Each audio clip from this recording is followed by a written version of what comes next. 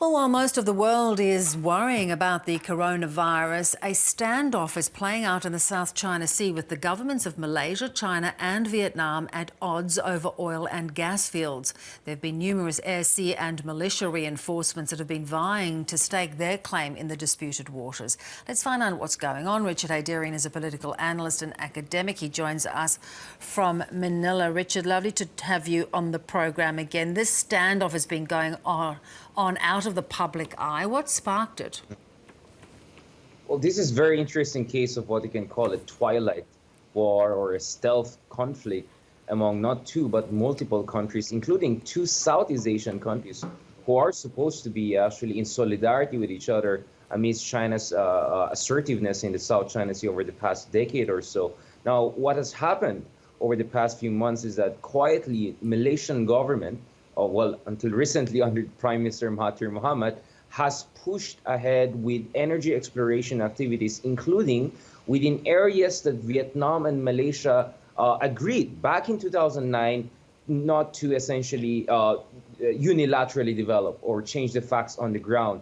So that has triggered some response from Vietnam. It seems you have Vietnamese militia forces just over the horizon. Looking at this West Capella, a Petronas contracted energy exploration activity by Malaysia.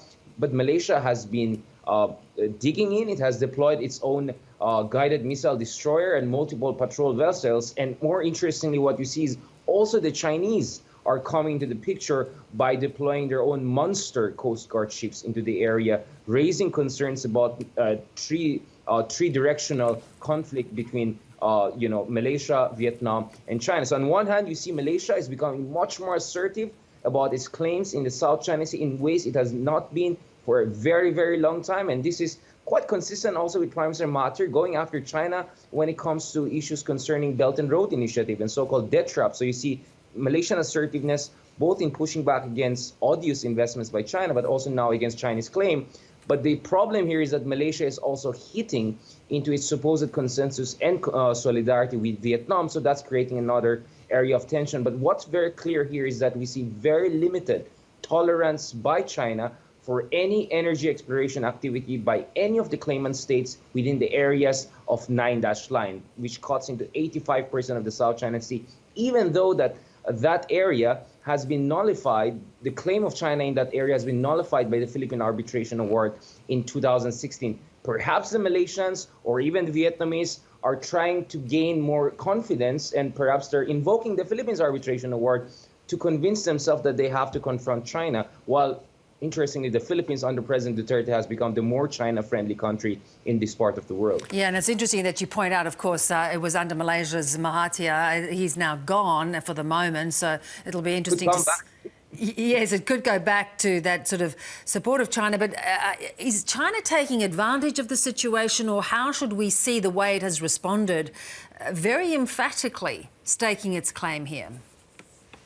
Yeah, I mean, the first thing, as I said, is very clear here. It seems China will not allow any other country to have exploration activities within their exclusive economic zone. But in this case, we see an assertive case by Malaysia whereby it's trying to develop resources well beyond its exclusive economic zone. But so long as any energy exploration activities falls within the Chinese 9-line claim, they are ready to deploy their militia forces and their armada of Coast Guard vessels. So so far, this is continuing because Malaysia is willing to dig in. But if you have the new administration in Malaysia trying to go back to status quo ante under the previous administration and suddenly they'll back down, then what we'll have is a situation whereby China effectively is blocking or unilaterally preventing any other country from developing resources in the area. And perhaps what also helps China right now is that Malaysia and Vietnam are also going to be at loggerheads, because right now Malaysia is developing these resources in its continental shelf, not in its exclusive economic zone that overlaps with Vietnam. There was some sort of consensus back in 2009 that they're not going to touch the status quo, but Malaysia is moving forward. So this is also going to piss off the Vietnamese, and the Vietnamese might also respond more aggressively by deploying their militia forces. So as far as ASEAN solidarity or kind of a collective resistance is concerned, I don't think this is also a good news for the region, but definitely good news for China. So interestingly then, how does Australia react? What should we be doing when you talk about this kind of discontent among ASEAN nations? And of course, Australia likes to be among that grouping in terms of the power shifting in this region. Well, I remember a few years ago, we had that interview in the studio about, you know, even the discussion of Australia perhaps down the road becoming an associate member of ASEAN. In fairness to Australia, you know, maybe that idea is fanciful, but over the past few years, we see more and more strategic engagement between Australia and ASEAN on a kind of a macro level. But when it comes to South China Sea, to be honest, perhaps we're wrong, but the perception that we have in a lot of Southeast Asian countries is that sometimes it seems Australia wants to have the cake and eat it too. At the same time, maintain a strong economic relationship with China and a strong strategic relationship with the United States. So sometimes it's not very clear to us what is the Australian position. We know for a fact that towards the tail end of the Obama administration and up until today under the Trump administration, as the United States more aggressively pushes back against China through freedom of navigation operations and more strategic footprint and more cooperation with regional states in Southeast Asia against China, they're putting pressure on Australia for Australia to do similar operations like freedom of navigation operations in the area.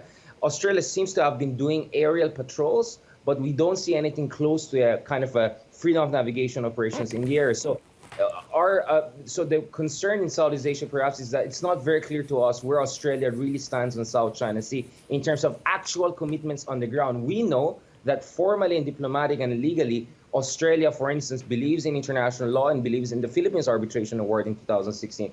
But what is actually Australia willing to commit on the ground to push back against excessive and aggressive actions by China that are threatening international public goods and freedom of navigation in the area? To be honest, we're not seeing a lot of clarity from Australia. And to be also honest, we're looking at Australian politics. We're seeing a lot of polarization and a lot of uncertainty. So perhaps expectation levels are also not that high. Whether that's a good thing, I don't know.